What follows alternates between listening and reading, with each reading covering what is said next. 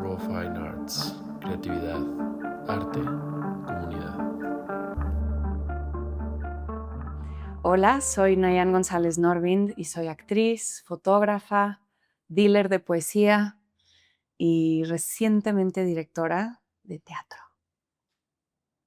Yo de chiquita quería ser diseñadora de vestidos de novia. Me encantaba la moda. Era muy fijada en como la belleza y la estética y me acuerdo que todo ese mundo me encantaba. Era muy, no voy a decir superficial, pero sí hay algo que me gustaba el confort. Estoy hablando cuando tenía 8 años. O sea, me gustaba el confort como de lo urbano, de lo hecho por el hombre. Y siento que en mi vida cada vez más me he ido hacia lo opuesto, ¿no? Cada vez me gusta más la naturaleza, convivir con ella, ¿no? O sea, la moda es cada vez menos importante para mí. La belleza sigue siendo bien importante, pero es distinto, ¿no? Y luego, ya entrando a la adolescencia, la literatura se volvió lo que más me gustaba. Entonces decidí estudiar letras y me fui a estudiar literatura y cine a la Sorbona en París, a pesar de ya haber empezado a actuar, porque con la actuación me gustaba mucho darme a desear y creo que no es una mala actitud que tener con la actuación porque es una profesión tan demandante, tan competitiva, tan difícil, tan llena de rechazo, que yo hacer otras cosas al mismo tiempo me permitía como mantener esa relación sana. A los 17 hago mi primera película.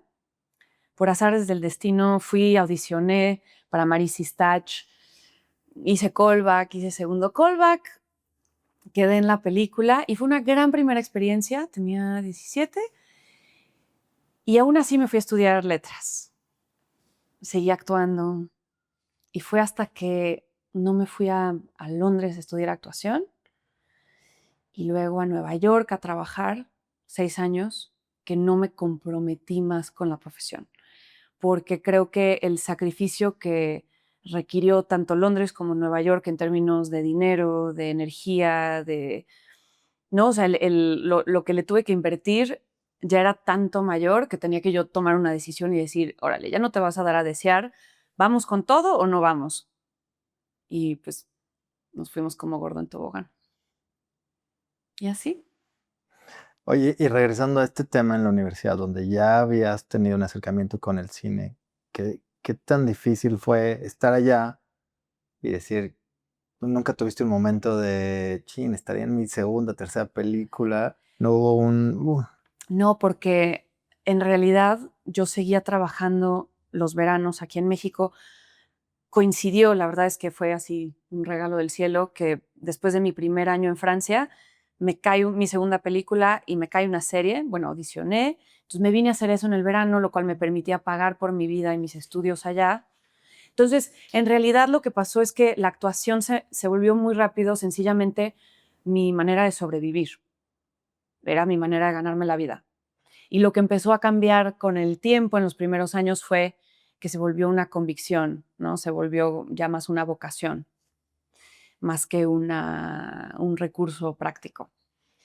Y entonces no tenía esa frustración con la actuación mientras estaba estudiando, pero lo que sí fue muy chistoso fue que como estudié cine también, teoría del cine, no estudié para ser cineasta, estudié así historia del cine, análisis fílmico, y otras materias que estaban relacionadas con.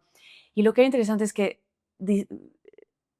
en diferencia a mis compañeros, que tal vez no habían tenido experiencias en un set, ¿no? O trabajando ya en la industria, yo tenía cierto conocimiento que me permitía ver mis clases, o sea, percibir mis clases de cine desde otro lugar. Entonces, por ejemplo, decía el profesor, no, y aquí el director decidió poner ese cuadro de la Mona Lisa en el departamento del personaje principal porque significa la ambigüedad entre, ¿no? Y yo veía y decía, seguro pusieron ese cuadro ahí porque había un cable que tenían que esconder, ya sabes, y era el único cuadro que había. Entonces, Es chistoso lo que te puede dar la experiencia, o sea, trabajando, porque le quita un poco la idealización, le quita esta romantización que tiene, o esta masturbación a veces intelectual, ¿no? Que se puede tener en el ámbito académico, que a la hora de estar haciendo la cosa, sabes que todo es mucho más de resolver. Ujú. ¿No tuviste algún punto de, bueno, qué padre me da de comer, me paga esto, pero quiero escribir, quiero dedicarme a algo totalmente distinto? Tenía como las ganas de más bien adentrarme en el mundo de la espiritualidad, y me daba la sensación, sobre todo viviendo en Nueva York, los 6 años que estuve ahí trabajando, y no solo de actriz, ¿no? Hice como 35 otras cosas, de mesera, vendí jugos en el súper, babysité, trabajé en una tienda de ropa, no, hice todo lo habido y por haber, y tenía esta frustración como de no poder, déjate el mundo de la espiritualidad, pero sencillamente como trabajar en mí, concentrarme en mí, descansar. Lo que te aporta una ciudad como Nueva York es que el nivel de exigencia que tiene te obliga a dar lo mejor que tienes, ¿no? O sea, a echarle todas las ganas del mundo y a desarrollar una ética laboral impecable, pero por otro lado, sí descuidas como otros aspectos de ti, emocionales, mentales, y sí llegó un punto en el que yo me llevé al cansancio absoluto, y ahí es cuando decidí ya regresarme a México. Y hablando de eso, ¿cómo le haces hoy para equilibrarte? Soy muy estructurada, soy muy organizada con mis días, hago listas. Sí. Em, Curiosamente, siento que cuando estoy ocupada me logro organizar más que si no tengo mucho que hacer. Casi, casi que si estoy filmando algo, logro dentro del marco de la filmación hacer más cosas que si no estoy filmando. Pero es eso, es generarse una disciplina. Y la disciplina incluye el descanso. Y eso luego me cuesta. Me cuesta así nada más parar. Ujú. Y en el tema de la espiritualidad, Lo he logrado, que si un retiro de meditación, de silencio por acá, que si irme a certificar de maestra de Kundalini a la India el año pasado también. He logrado en los tiempos muertos de mi profesión como actriz desarrollar o sea, abrirme a estos como momentos, ya sea de 1 mes, 2 meses, o de 1 semana, 2 semanas, en donde voy y exploro otra cosa. Y me encanta la medicina alternativa, me encanta. Sí, tengo una hermana que estudia medicina tibetana y me mete a todo ese mundo y siempre me está invitando a los cursos, y me parece fascinante. Sí. y en el tema de la poesía o la fotografía, ¿crees que también te ayudan en esa búsqueda espiritual, a diferencia de la actuación? Yo creo que cuando abordo la poesía sencillamente como lectora, sí, porque la poesía te ayuda a tocar fibras muy profundas. Lo que me gusta de la poesía es que de repente lees un poema y te ves completamente identificado en él, sientes que alguien expresó algo que tú habías sentido, ¿no? Hace mucho tiempo o durante mucho tiempo, y te sientes muy visto. Y eso es muy hermoso y eso es muy espiritual, conecta pues con esa parte que trasciende el ego, ¿no?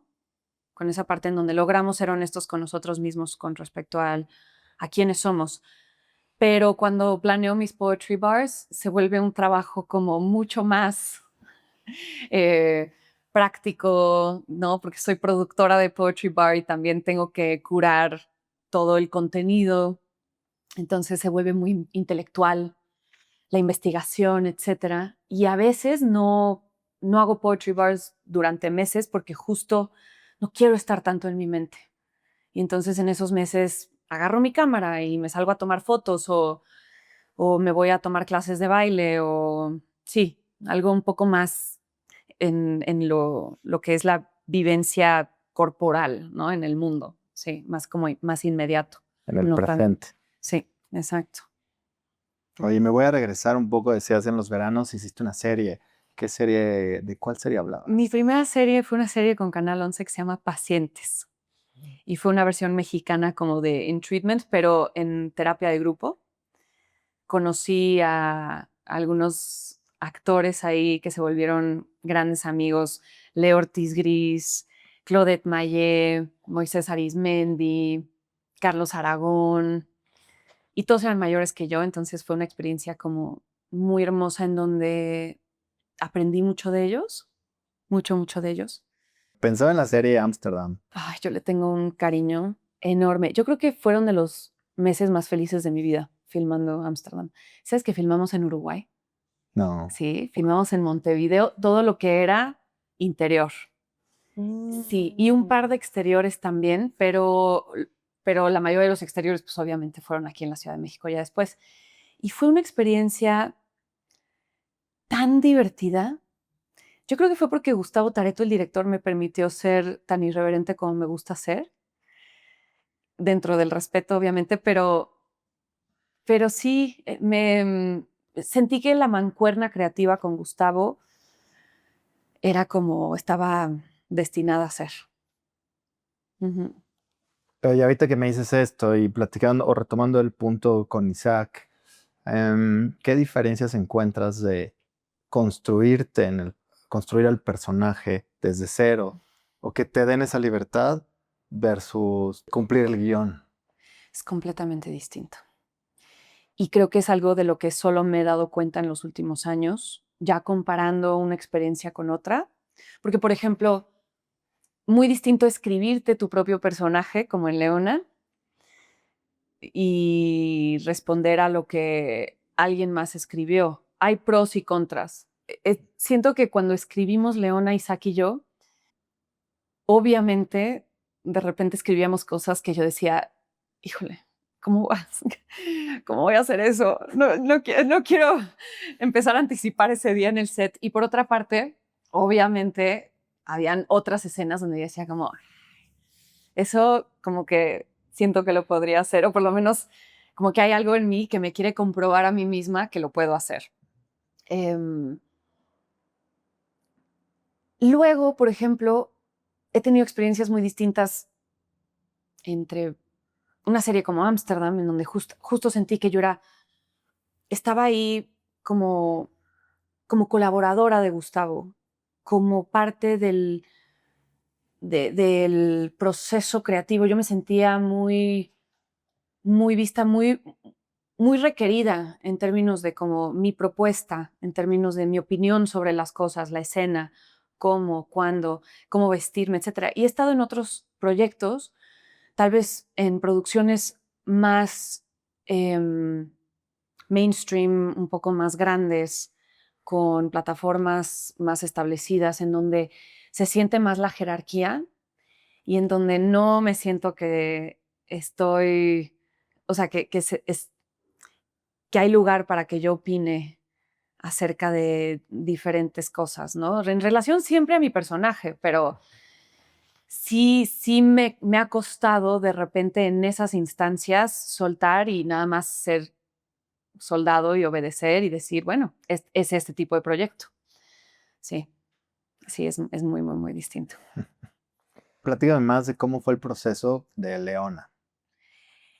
Isaac se me acerca en, creo que principios de 2017 y me propone, con un guión y me propone hacer a Ariela. Y yo, de nerdaza total, leo el guión y hago como 5 páginas de notas y de correcciones. Y cuando nos sentamos a platicarlas, ve todas mis notas y me dice como, espérate, ¿lo quieres escribir conmigo? Va, claro que sí. Y una disculpa por entrometerme tanto, pero fue bienvenido. Y entonces fue muy alentador. Y me dijo, escribámoslo desde cero. O sea, era como, tomemos el mismo concepto, pero vámonos desde cero. Y lo escribimos durante un año a distancia, por Skype, porque yo estaba en Nueva York. Y fue divertidísimo. Isaac es alguien tan humilde, tan honesto, como pudiste ver la semana pasada, o sea, él no se va a pegar a una idea solo porque la tuvo él. Si no funciona, no funciona. Y me enseñó eso. Entonces, lo escribimos un año. A finales de 2017 ya teníamos el guión. Filmamos en febrero de 2018 y en octubre de 2018 ya estábamos en selección oficial en Morelia. Fue insólito. Es de los procesos más rápidos que yo he tenido en mi vida. Siento como que también estaba destinado a ser. Hay proyectos que tardan, ¿no? Y todo se siente como medio a contracorriente. Y Leona, digo, tal vez Isaac ya venía, ¿no? Sintiendo la contracorriente años antes, pero por lo menos en mi experiencia, desde que yo me sumé al proyecto, todo fluyó. Y estoy súper agradecida. Sí fue muy emblemático ese proyecto en mi carrera. En ese punto, ¿cómo estás eligiendo hoy en día tus proyectos? Siempre me ha gustado, la verdad, ¿para qué te miento? Que me abro a diferentes tipos de personajes, como a diferentes aspectos de mí que siento que están ahí latentes y que no he explorado. Han habido temas recurrentes, han habido como características recurrentes a lo largo de mi carrera en diferentes personajes, pero buscando ahora tal vez contar historias que ya desde esta edad, desde el entendimiento que ahora tengo de la vida, me den ganas de contar.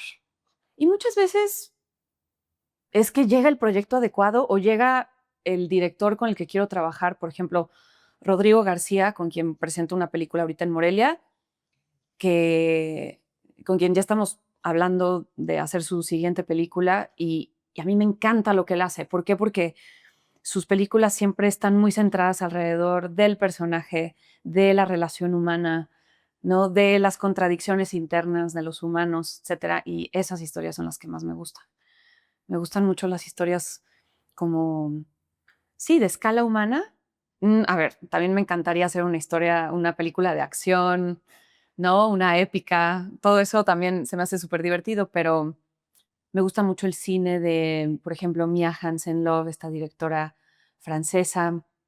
Eh, Me gusta mucho el cine de, ¿cómo se llama esta directora italiana que hizo La Quimera?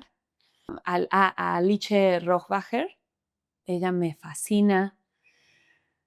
Entonces busco ese tipo de historias. También me encanta alguien como Javier Dolan, que tiene también, siento que son esas historias como muy de la intimidad de una relación o, ¿no? De un proceso interno transformativo en alguien, pero con tonos como muy de él que son, no sé cómo los describiría, un tanto surreales, ¿no? Como ya subidito el volumen y el color. Eso también me encanta. Cuéntame, en estos personajes donde no estás involucrada tal cual Ujú. creativamente desde el inicio, ¿cómo es que encuentras esos personajes? ¿A dónde recurres para ir a sacarlos tal cual?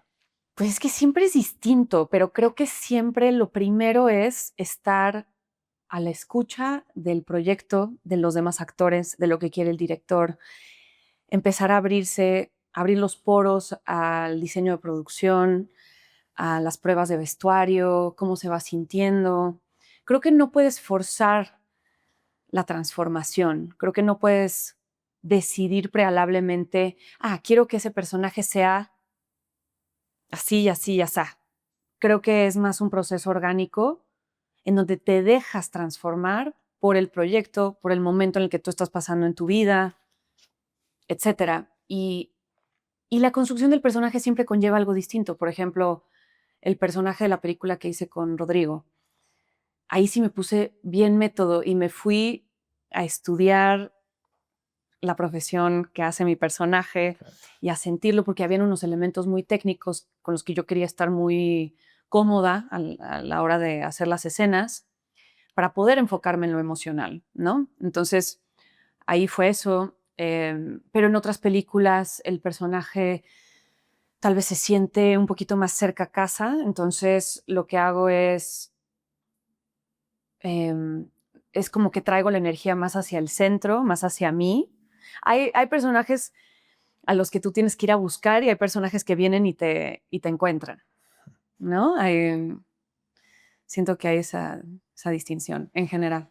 ¿Cómo fue el proceso con Corina?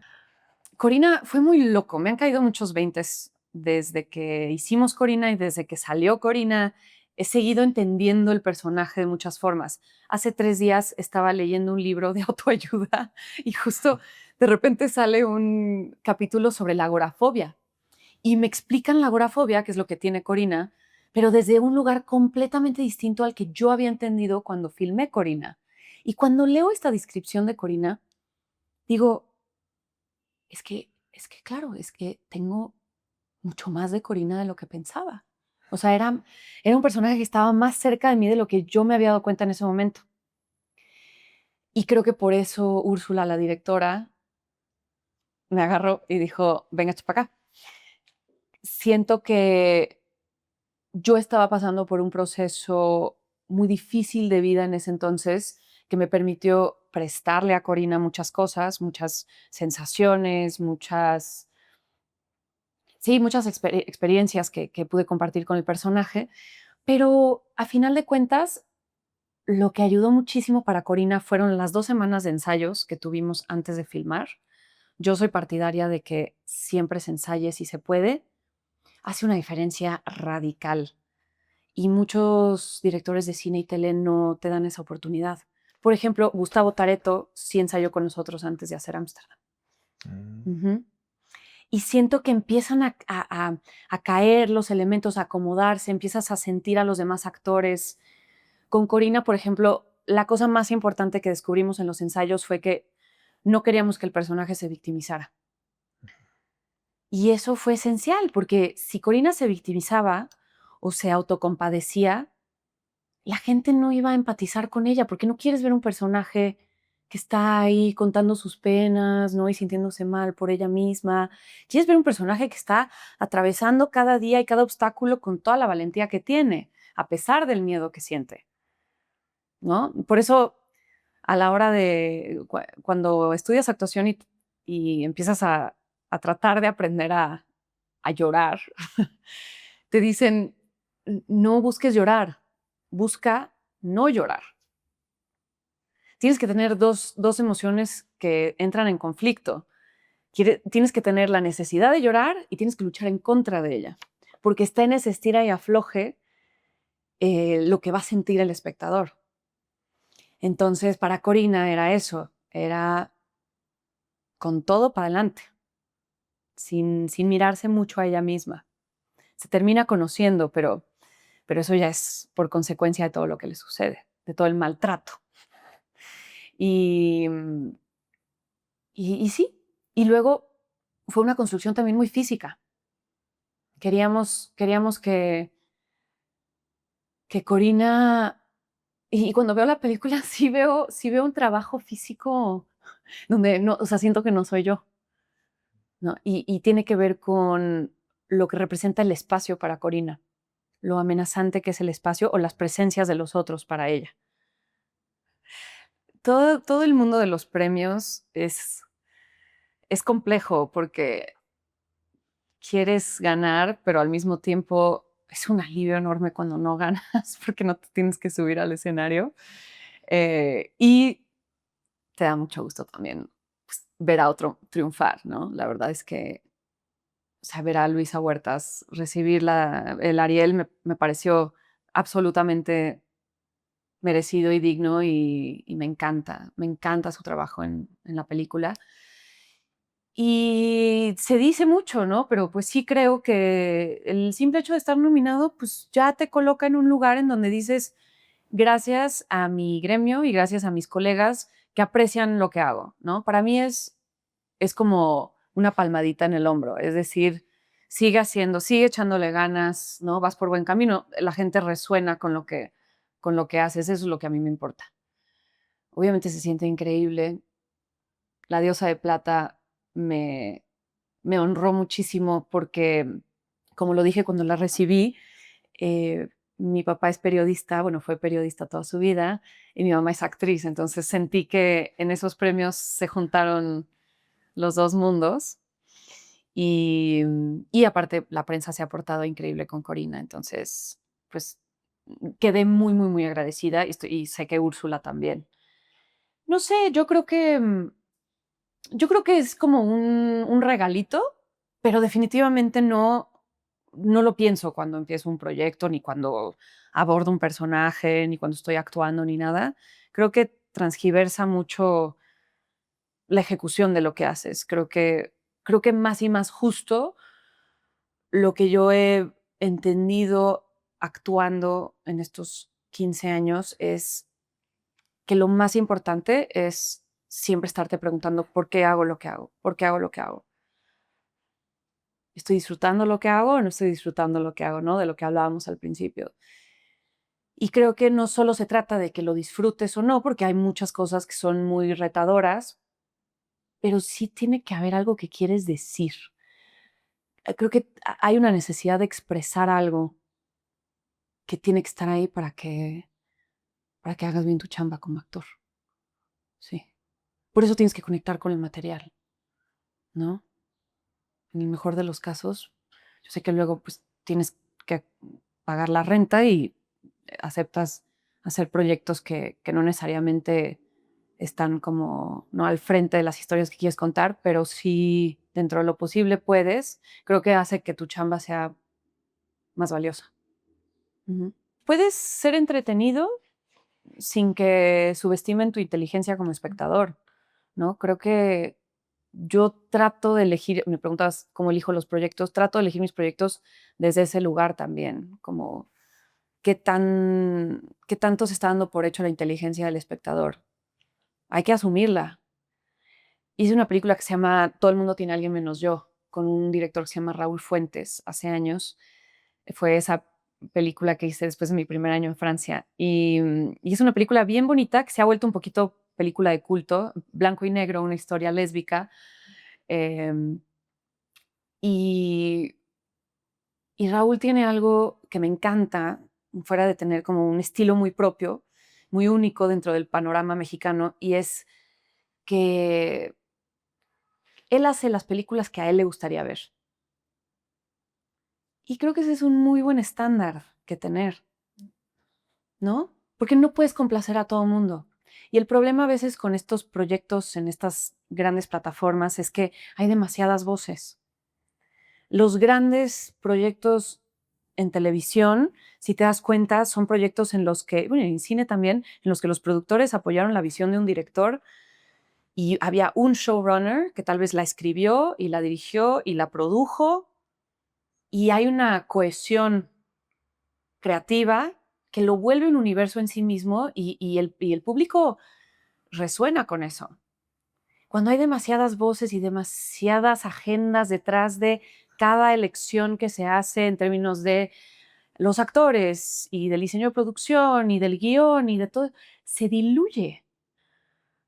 A mí me encanta cuando me olvido de mi vida cuando estoy viendo algo. Si estoy viendo algo y me pongo a pensar en lo que tengo que hacer mañana, nunca es buena señal, ¿no? Entonces, pues sí, sí, estoy de acuerdo. Muy bien. Sí. Y ahora platícanos de estos otros proyectos que tienes, de tantas cosas. Del proyecto que tienes o las entrevistas de Léemelo. ¿Cómo ha sido estar del otro lado? Ay, pues tú lo sabrás. Luego da nervio poder saber cómo hacer las preguntas, ¿no? Cómo contener el espacio para el otro, cómo está la escucha. También Lémelo, pues me lo comisionan, ¿no? O sea, me contratan. Y también hay una presión ahí, no es mi proyecto. Algo que se le asemeja un poquito porque da vueltas alrededor de la literatura son mis poetry bars, que ahí soy yo misma, entonces tengo, tengo la confianza de saber todo lo que yo quiero decir y cómo lo quiero decir y a quién quiero invitar y, ¿no? O sea, es como que estoy más en control y aún así me pongo muy nerviosa, muy, muy, muy nerviosa cuando hago los poetry bars. Ya después de los 2 primeros poemas me empiezo a relajar, pero sí, sí es distinto presentarse ante el público siendo una misma que con el disfraz de un personaje. ¿Qué otros proyectos estás? Hiciste bueno, haces fotografía. Hago foto y justo ahorita, literal, mañana termina una expo de foto que tuve estos últimos meses en una galería en Coyoacán que se llama Mundo Callado, Está preciosa la galería y tienen un cafecito enfrente junto a la casa Frida Kahlo, está en una ubicación increíble. Y estoy muy agradecida con esta galería porque me dieron libre rienda para decidir, pues, qué concepto quería articular alrededor de la exposición. Se llama Cuerpo Vítreo, o se llamaba, y es el reflejo de ya 10 años que llevo haciendo foto análoga en un contexto urbano. No es foto de estudio, no son retratos, es pura foto de calle. Son momentos espontáneos, son momentos que agarro al vuelo y me encanta porque también me permite ver en vez de ser vista y balancea muy bien mi trabajo de actriz. Em, y sí, siempre, casi siempre, tengo una cámara digital, pero me sigo con análoga lo más que puedo y con blanco y negro lo más que puedo. Hago un poquito a color, pero pues ya, me jala. Eso es lo que siempre me ha jalado. Mi primer mentor y el mentor más importante que he tenido, Adolfo Doring, que era mi primo, me dijo, solo toma color cuando el color sea lo que te interese. Y es uno de los mejores consejos que me han dado. Fuera de eso, siento que el blanco y negro enfoca la mirada en lo más necesario, en lo que está sucediendo realmente en la foto, como que distrae menos que el color y me ayuda también a fijarme más en la luz. De repente la luz se vuelve lo más importante. Y el trabajo con la luz a mí me parece un trabajo de dioses, ¿no? O sea, tengo mis amigos DPs. Yo no me atrevo, o sea, yo hago foto fija, pero no me atrevo ni a acercarme al trabajo de los fotógrafos de cine. Me parece impresionante lo que hacen, cómo esculpen la luz y el tiempo me vuelve loca. Me encantaría, si no fuera actriz, me encantaría ser fotógrafa de cine, pero me parece algo titánico. ¿Tienes planes de escribir un guión, de dirigir algo? Pues, ¿viste una película que también salió este año, mía, que se llama Buen Salvaje? Ahorita todavía no está en plataforma ni nada, pero es una película que hice con amigos en 2020. Ok. Santiago Moar, el director, que ahorita tiene una película en cines que se llama Una historia de amor y guerra, Ujú, ujú. nos escribió el guión a los actores y nos fuimos 3 semanas a Jalisco a filmarla, así por amor al cine y por el cariño que todos nos teníamos. De hecho, mi mejor amiga de toda la vida fue la DP y otro gran amigo es mi compañero actor, Andrew Leland Rogers, que es mexicano-estadounidense.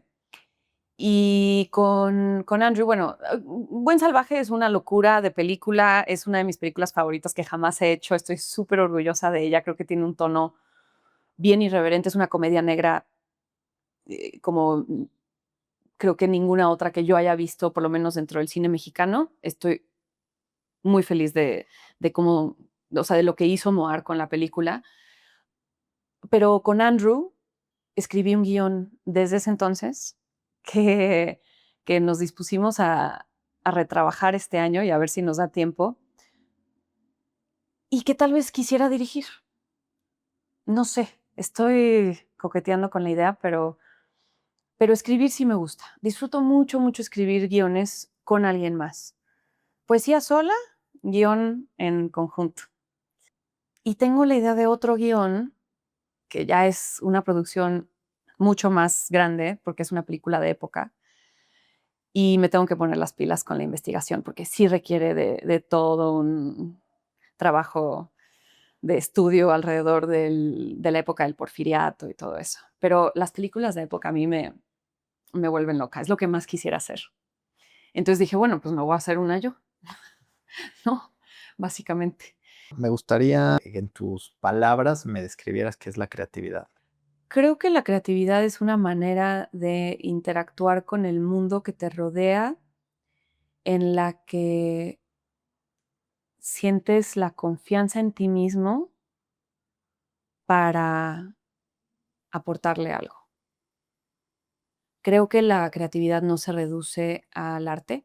Creo que podemos ser creativos de muchas formas en nuestras vidas, desde la cocina hasta, no sé, producir un evento, hasta cómo decoras tu casa, ¿no?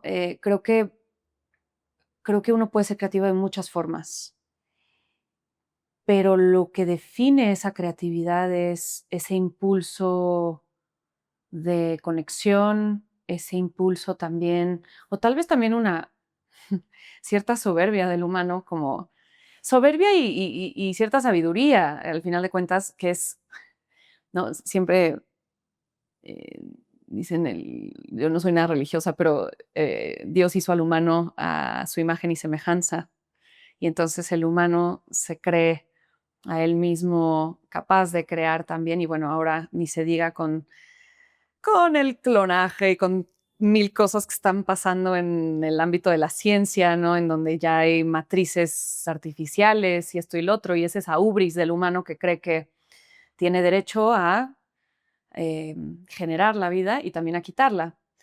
Pero en ese impulso de generar algo, creo que la mejor versión que el humano le puede ofrecer al mundo que lo rodea es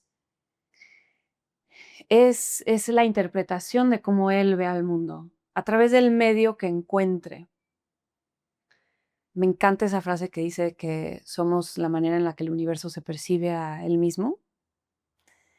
Y creo que si por algo estamos aquí es para absorber el universo mismo y traducirlo a través del arte o de lo que sea que decidas hacer con tu vida, ¿no? Y reflejar eso, reflejar tu punto de vista. Y por eso el arte y la labor humana, el trabajo humano, me parece imprescindible y precioso, y lo voy a defender hasta el final de mis tiempos, porque la inteligencia artificial no tiene un punto de vista, y nuestro punto de vista es lo único que tenemos que aportarle al mundo. Entonces, por lo menos para el arte, pues eso sigue siendo algo esencial, y por eso creo que la inteligencia artificial no va a poder ser sustituto de nada para muchas de nuestras profesiones. Entonces, yo no sé si la inteligencia artificial vaya a poder ser creativa, ¿no? Porque siento que la creatividad pues es humana, es muy humana. Sí me gusta la idea de que estás canalizando cosas, estás abierto a y transformando, interpretando, más que como tú generando. Algo que sostengo mucho alrededor de la actuación es que mientras más trate el actor de generar una emoción, más falso se va a ver. Sí creo que la energía que nutre la emoción del actor la tiene que jalar de afuera. Tiene que ser en relación a otra cosa, porque si tú tratas así de, "Uy, voy a, voy a actuar súper enojado ahorita", ya sabes, como, o sea, no sale, o sea, se ve como empujado, ¿no? Como forzado. Y no es fácil, pero gracias. Gracias a ti. Súper. Nos vemos pronto con tus siguientes proyectos.